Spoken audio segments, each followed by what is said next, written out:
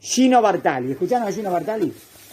Bueno, miren quién fue. Una persona que salvó muchos judíos en la época de la Shoah, del Holocausto. Héroe de Israel. Salvó la vida de más de 800 judíos perseguidos por los nazis. ¿Quién era? Una leyenda del ciclismo.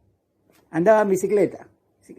Fue vencedor del Giro de Italia 1936, 1937, 1947 y del Tour de Francia 1938 y 1948. ¿Cómo salvó Yehudim?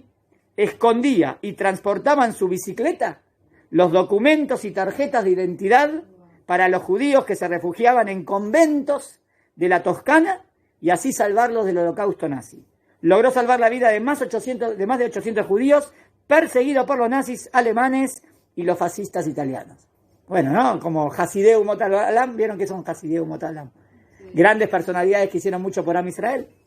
En Jerusalén, en el memorial de Yad Vashem, el Museo del Holocausto, se rindió un homenaje a su figura en el año 2003, 3 años después de su muerte, y se lo declaró justo entre las naciones, Hasideu Umot Olam. El máximo reconocimiento que otorga el Estado de Israel a aquellos que ayudaron a salvar vidas de judíos de la persecución nazi. ¿Qué hicieron hace poquito? No, hace 3 años. El Giro de Italia de 2018 fue dedicado a la memoria de Bartali, de él, un hombre que durante décadas escondió su historia. Él decía, no quiero parecer un héroe. Héroe son aquellos que murieron, que fueron heridos, que pasaron largos meses en la cárcel. Explicó en los últimos años de su vida sobre el motivo de su silencio. Él no era una persona...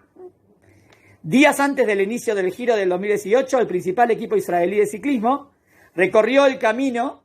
¿Cómo empezó ¿cómo se llama? La ruta, ¿cómo se dice? Pero ¿cómo se dice cuando es una competencia de ciclismo? Competencia de ciclismo. Empezó ¿cuál fue la ruta que hizo? El tour. Recorrió el camino hecho por el legendario deportista italiano entre Asís y Florencia. Asís y Florencia como una manera de rendirle también homenaje. Eran las carreteras por las que pasaba el campeón italiano, no solo para entrenarse, como él decía, sino para ayudar a salvar judíos perseguidos.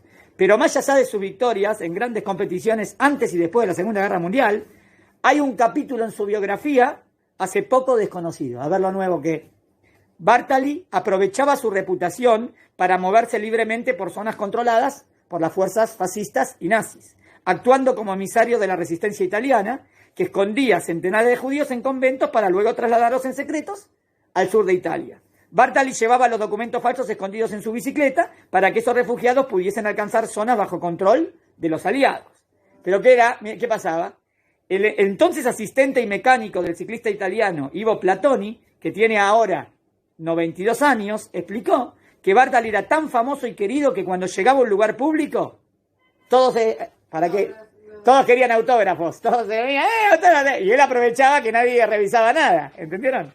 Mucha gente le pedía autógrafos, incluso policías y soldados del régimen que no podían esconder su entusiasmo. Eso ayudaba a camuflar su actividad y le permitía llevar de contrabando documentos sin que las fuerzas de seguridad se percataran. La nieta de Bartali, Gioia, declaró que su abuelo era un hombre de paz y de valores, y que si siguiera vivo, se sentiría muy halagado al conocer el homenaje que le hicieron en Israel y el hecho que el Giro 2018 arrancase por primera vez allí. Uno de los jóvenes ciclistas israelíes, Aviv Yehezkel, le contestó, de alguna forma, tu abuelo, uno de los ciclistas más importantes de la historia, ayudó a salvarme a mí al arriesgar su vida para salvar a mi pueblo. Por eso estamos aquí, para rendirle homenaje y perpetuar su memoria. Lindo, ¿no? Otras. Cada vez hay más historias de gente, ¿no? Que salvó a Yehudim, ayudó a salvar a Yehudim. Y es lindo escuchar esas historias. Muy bien.